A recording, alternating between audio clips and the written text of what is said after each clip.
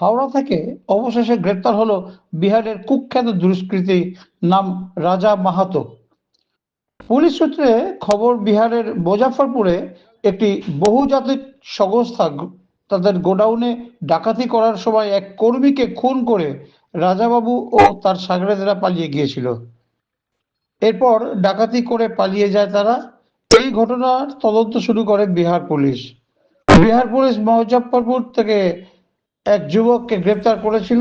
তাকে জিজ্ঞাসাবাদ করেই রাজা মাহাতো ওরফে রাজাবাবু এবং তার সাগরেদের হদিশ পায় বিহার পুলিশ।